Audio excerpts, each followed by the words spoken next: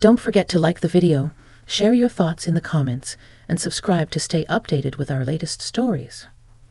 It was a quiet evening, one of those still, almost eerily peaceful nights that seemed to stretch out endlessly. I had just wrapped up another long day at the office, and as the last of the team filtered out, I found myself lingering behind. My boss, Mr. Harris, had asked me to stay a bit longer to help with some paperwork, nothing unusual. But as the minutes passed, I began to sense something was different. The air between us had shifted subtly, like the kind of unspoken tension you can't quite place. We were alone now, just the two of us in the dimly lit office, the hum of the fluorescent lights the only sound. Mr. Harris was seated behind his desk, as always, but there was something in his posture tonight that caught my attention. His usually composed demeanor was tinged with an uncharacteristic nervousness, his fingers fidgeting with the edges of a stack of papers in front of him. "Is everything all right, Mr. Harris?" I asked, my voice soft, though I was trying to sound casual. He looked up at me, his usual authoritative expression faltering for a split second. There was a heaviness in his eyes that I had never seen before.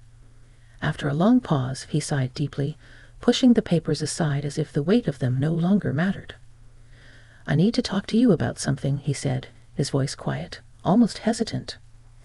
I felt a jolt of curiosity, mixed with an odd sense of dread.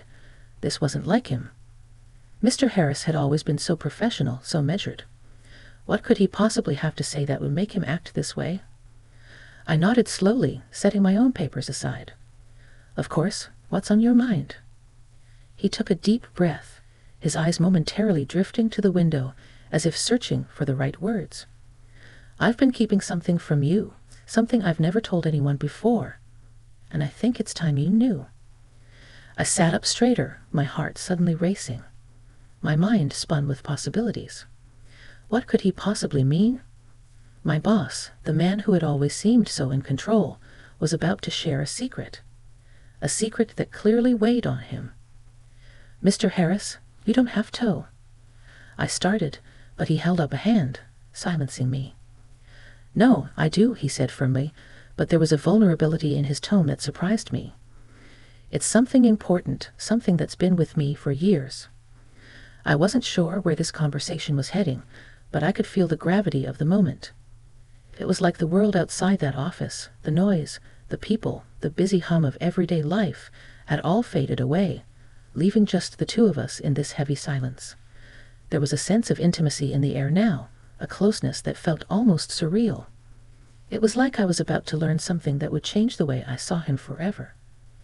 "I've been a part of this company for over 20 years, he continued, his voice steadying as if he was finding some kind of courage in his words.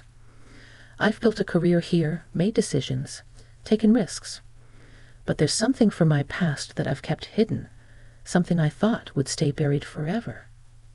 His gaze met mine again, and there was a rawness in his eyes now, a vulnerability I had never seen in him before. It was like he was struggling to hold himself together, to find the right way to explain something that had obviously been eating away at him for far too long. "I'm listening," I said gently, my voice a soft reassurance. I didn't know what he was about to say, but I knew it was important. He took another deep breath, and then, in a voice that barely rose above a whisper, he began to speak. "I wasn't always this man, the one you see sitting here in this office. There was a time when I was lost, I guess you could say. I made decisions, choices that I thought would define me forever. But what really changed me was one night that altered everything. It's a night I've never told anyone about, until now." His words hung in the air between us, thick with emotion, and I felt my pulse quicken. The tension in the room was palpable. He was about to reveal something deeply personal, something that would change the way I saw him forever. I leaned in slightly, my curiosity piqued, but I could tell he was struggling. There was hesitation in his eyes, and I knew whatever he was about to reveal wasn't easy for him. "Mr. Harris," I said softly, "you don't have to share anything you're not ready to. But if it's something that's been weighing on you for so long, maybe it'll help to talk about it." He looked at me, his eyes searching my face, as if trying to gauge my sincerity. After what felt like an eternity, he nodded slowly. "It was years ago, before I ever came here to work," he began, his voice quieter now, as if the weight of his words was sinking in. I was in a different city, a different life. I was younger, reckless, and well, let's just say I made a lot of mistakes. One of those mistakes led to a situation that I never thought would happen. I could see the pain in his eyes as he spoke, and I couldn't help but feel a deep empathy for him. Whatever had happened in his past, it was clear it had shaped him into the man I knew today. "You don't have to go on," I said, my voice steady, trying to offer him a sense of comfort. But he shook his head, determined to continue. "No, I need to. You deserve to know. That night, I was involved in something I didn't understand. Something that I thought was just a fleeting moment, but it changed everything." The room seemed to shrink around us, the silence stretching between his words. I felt like I was holding my breath, waiting for him to continue. And when he did, I realized just how much this secret had been buried inside him for so long. "I met someone," he said, his voice barely audible now. "Someone who, at the time, I thought was just another part of the chaos of my life. But it turned out to be so much more. That night, we shared something I never expected, and it's haunted me ever since." The weight of his words settled over me like a heavy blanket, and I could see the toll they had taken on him. Whatever had happened that night had left its mark on him in ways I couldn't fully understand yet, but I knew it had to be something that had changed his life forever. And as I sat there, listening to the man who had always been my boss, I realized just how deeply human we all are, no matter what role we play in each other's lives. This was more than a secret. It was a turning point in his life, a moment of personal discovery that he had carried with him for years, hidden away from the world. I didn't know where this conversation would take us, but I could feel the shift in the air, the connection between us growing stronger with each passing moment. It was as if, for the first time, we were seeing each other not just as colleagues, but as two people sharing in something deeply personal, something that would leave both of us changed forever. The room seemed to thicken with the weight of his words, and for a moment there was nothing but the sound of our breaths in the stillness. Mr. Harris sat back in his chair, his gaze distant, as if he were transported back to that night. I could see the way his fingers gripped the edge of the desk, the tension in his posture. It was as if his entire being was caught between the man he was now and the man he had been. I didn't say anything. I knew he needed to continue at his own pace. I didn't want to rush him, didn't want to make him feel pressured. All I could do was sit there, quietly, listening, offering him a space where he could let it out. Finally, he exhaled slowly, almost as if he were trying to rid himself of something heavy, something that had been lodged in his chest for far too long. "It wasn't just a mistake," he said, his voice hoarse now, raw. "It was a decision, a choice that I thought would define me. But I didn't understand it at the time. I didn't understand what I was really feeling, what was really happening." I could see the conflict in his eyes, the internal struggle. He was trying to make sense of something that had happened years ago, something that had clearly haunted him ever since. And as much as I wanted to reach across the desk, to offer him some kind of comfort, I knew that this was something he needed to work through on his own. I leaned forward slightly, my voice gentle but firm. "What happened that night, Mr. Harris?" He looked at me, his eyes searching mine for something, perhaps reassurance, perhaps a hint that he wasn't alone in this moment. Slowly he nodded, as though he had made up his mind to share the full truth. "I met her," he said simply, his voice barely above a whisper. For a moment, I didn't fully understand what he meant. Who was she? What had happened? But I didn't interrupt. I waited for him to continue, hoping he would open up further. "She was different," he said, his tone thoughtful. "I was in a place in my life where everything felt out of control. I had no direction, no purpose. And then she came along, this woman who seemed to have all the answers, all the certainty that I was lacking. I thought I was just looking for a distraction. But she made me feel seen, in a way that no one else had before." I could feel the pull of his words, the intensity of the emotions he was describing. There was something about the way he spoke of her, like she had unlocked something inside him, something he hadn't known he was missing. "It was more than just physical," he continued, his voice growing more intense. We talked, really talked, about everything, about life, about dreams, about things I had buried so deep that I didn't even realize I had them. She made me feel like I mattered, like I wasn't just another face in the crowd. I thought I had everything figured out when I was with her. His gaze drifted away, as though recalling the details was like stepping into a dream that had slipped away with the passing years. I could sense that he was reliving it in his mind, piece by piece, as if this was the first time he had truly reflected on it in all the years since. But it wasn't just the good things that happened, he added, his voice growing darker, quieter. It was the moments that I couldn't explain, moments when I knew I was making decisions I'd regret, but I couldn't stop myself. It all came crashing down in the end. I felt a wave of sympathy wash over me as I saw the pain in his eyes. Whatever had happened between him and this woman, it had left a deep scar on him. And he had been carrying that scar in silence for so many years. "Why didn't you tell anyone?" I asked softly. "Why keep it hidden?" He shook his head, his expression pained. "Because I couldn't. I couldn't face it. I couldn't face the idea that I had allowed myself to be so vulnerable, so open, with someone who wasn't what I thought she was. I was ashamed of myself. I didn't want anyone to see that weakness in me." I could feel the vulnerability in his words, and something inside me softened. It was strange. This man, who had always seemed so confident, so in control, was now sharing something so raw, so personal. He was allowing himself to be human, to be fallible. Is she still a part of your life?" I asked, my curiosity mixing with concern. I had never imagined Mr. Harris as a man who carried secrets of the heart. He hesitated, looking down at his hands for a moment, as if weighing the answer. "No," he said quietly. "She left.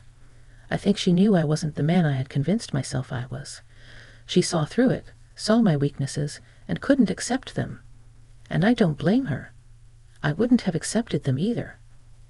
There was a finality in his tone, as if this chapter of his life had long since closed. And yet I could sense the weight of it still hanging over him. Even after all these years, it was clear that he hadn't fully let go of her, of what had happened. "Mr. Harris," I said gently, "it sounds like this has been a long journey for you. A difficult one." He nodded, his eyes meeting mine once again. "It has. But I've learned a lot from it. I've learned that vulnerability is not weakness. That allowing someone to see you, truly see you, is not a mistake. And that sometimes the things that haunt us are the very things that can teach us the most." His words lingered in the air, heavy with truth. And for a moment, I understood him in a way I never had before. This wasn't just about a secret. It was about a man who had come to terms with his past, with the choices he had made, and with the lessons those choices had taught him. I sat back in my chair, letting his words settle in my mind. There was a sense of quiet understanding between us now, something that hadn't been there before. It wasn't just about the revelation he had shared.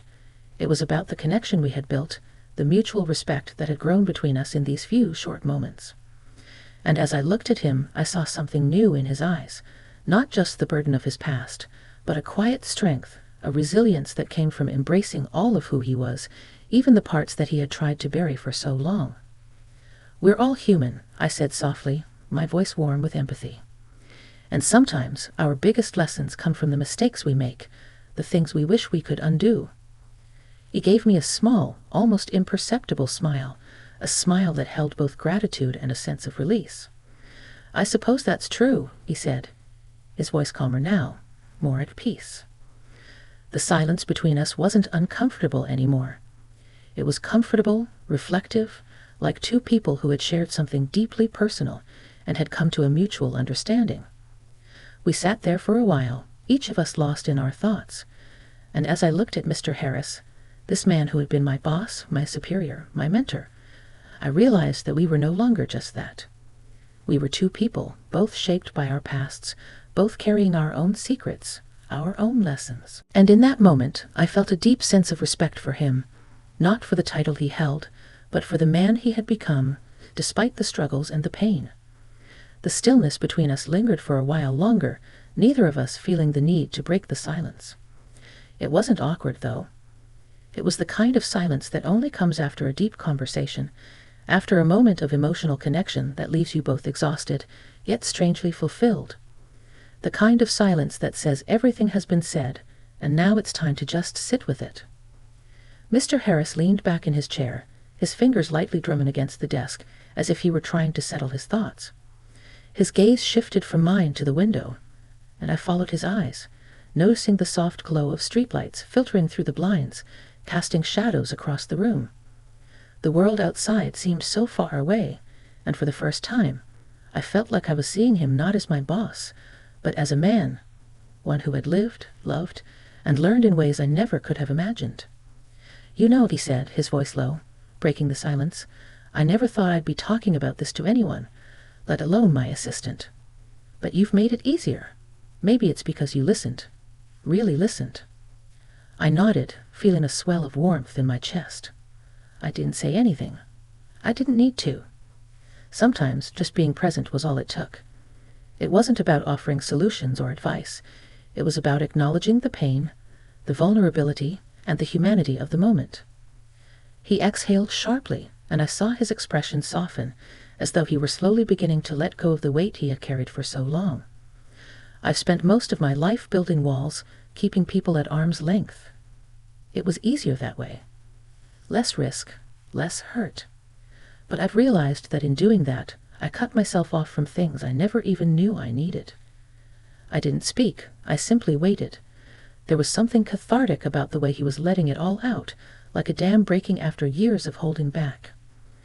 "After she left," he continued, his voice gaining strength, "I didn't know what to do. I threw myself into work, buried myself in it.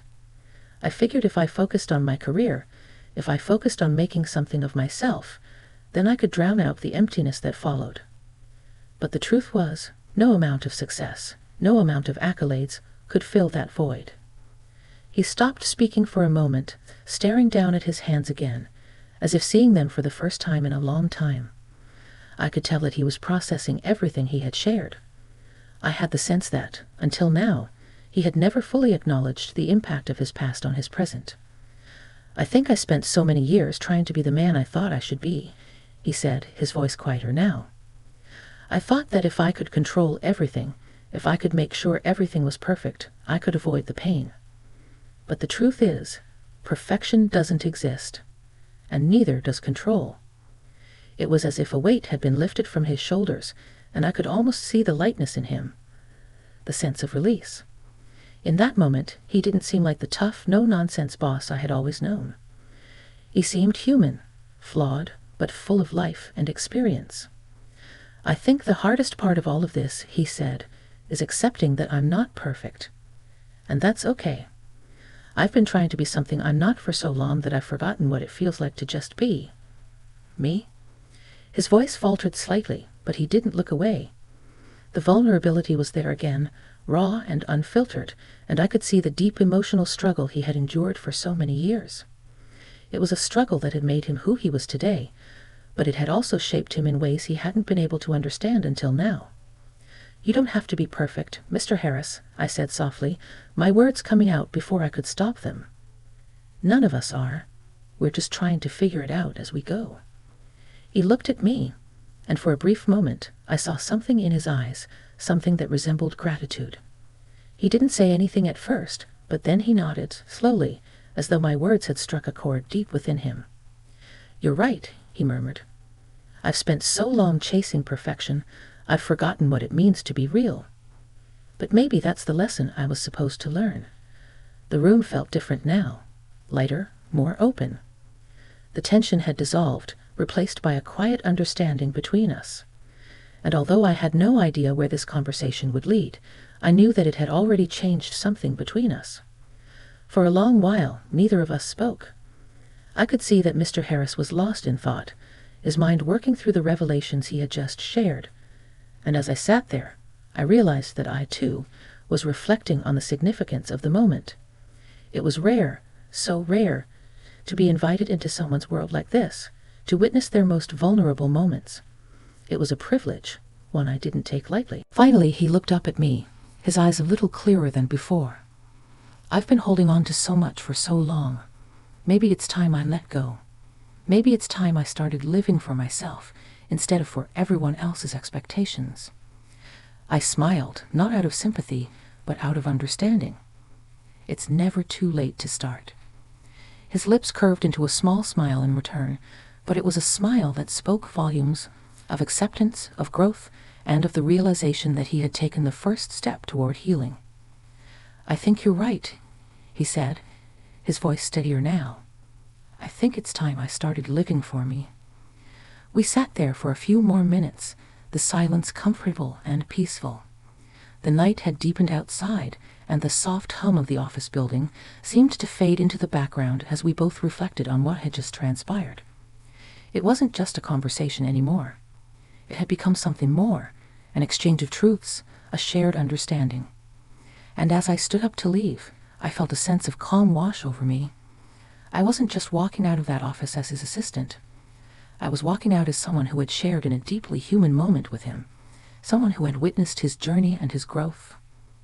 And as I closed the door behind me, I couldn't help but feel a sense of gratitude for the unexpected connection, for the vulnerability, and for the quiet realization that sometimes the most powerful lessons come not from success, but from the moments when we let ourselves be truly seen. The days that followed felt different, not in any dramatic way, but in the quiet, subtle changes that begin to make themselves known over time. Mr. Harris seemed lighter. He walked through the office with a new sense of calm, no longer tethered to the rigid, controlled exterior he had so carefully crafted. There was a softness to his demeanor, a gentleness in the way he interacted with others. It was as though the walls he'd spent so many years building had finally started to crumble, brick by brick, and in their place stood someone more real, more present. I noticed it first during a meeting. Instead of his usual stern directives, he asked questions about how we were doing, about what we needed to improve as a team. He listened with intent, giving space for others to share their thoughts. It was a small shift, but it was enough to make me realize just how deeply our conversation had affected him. I, too, found myself reflecting on that night in his office. I kept thinking about how we'd both opened up, how we had shared something that was more than just words. It was a recognition of our shared humanity. There was a vulnerability in that, a trust that transcended the professional roles we played. One afternoon, about a week later, Mr. Harris invited me to join him for coffee. It wasn't anything formal, just a casual invitation. I wasn't sure what to expect, but I accepted, eager to see where our newfound understanding would lead. We met at a small cafe near the office, a place that was quiet enough for conversation, but still bustling with a kind of energy that made it feel alive. He was already seated when I arrived, a cup of coffee in front of him. He looked up as I approached, and his smile, though subtle, was warm. "Glad you could make it," he said, motioning for me to sit across from him. I took my seat, and for a moment, we both just sat there, not saying anything. There was no rush, no need to fill the silence. It was comfortable, like old friends reconnecting, despite the fact that we had only truly known each other for a short time. After a few moments, he broke the silence. "I've been thinking a lot about what we talked about that night," he said, his voice steady but reflective. I nodded, giving him the space to continue. I think I've spent so many years running from my emotions, hiding behind work and responsibilities, that I never really took the time to understand who I was outside of all that. It's like I've been living for everyone else, trying to be the person I thought they wanted me to be. But I've realized that I've neglected myself in the process." His eyes met mine, and for the first time, I saw a depth there, an understanding that wasn't just about him, but about life, about people, and about the shared experiences that connect us all. "It's never too late to change," I said softly, echoing the words I had told him before. We're all on our own journeys, and sometimes the hardest part is just being honest with ourselves. But once we do, it's like everything shifts. We start living for the right reasons. He smiled again, this time more freely, and I could see the weight that had once pressed on him had been lifted. "I'm learning that," he said. "I think I'm finally starting to understand what it means to live for me, not just for what others expect. We sat in silence for a while longer, sipping our coffee, each of us lost in our thoughts. The conversation had come full circle, and I could feel the sense of closure in the air. We had both come to a place of acceptance, of understanding. It wasn't about fixing everything, but about acknowledging the truth and moving forward with it. As we finished our coffee and prepared to leave, Mr. Harris stood up, his demeanor as calm and composed as ever, but there was a softness to his movements now, a sign that he was no longer the same man who had entered that office so many months ago. "Thank you," he said, looking at me with genuine appreciation. "For being there, for listening, for helping me see what I couldn't see on my own." I smiled, a sense of contentment filling me. "You did the hard part. You opened up. That's the first step. The rest will come in time." As we walked out of the cafe together, the evening sun casting a warm glow on the streets, I realized that this had been a journey, not just for him, but for both of us. It was a journey of growth, of self-discovery, and of the quiet strength that comes from embracing who we truly are, without fear or shame. And as I stepped into my car and drove home, I felt a sense of peace settle over me. This story, our story, had come to an end, but the lessons we had learned, the connections we had made, would stay with us long after the last word had been spoken. It wasn't just a story of a boss and his assistant. It was a story of two people who, through unexpected circumstances, had come to understand that it's never too late to change, to open up, and to embrace the truth of who we are. The kind of truth that frees us. The kind of truth that allows us to live, not just for others, but for ourselves. And as the night settled in, I knew that this would be a night neither of us would forget.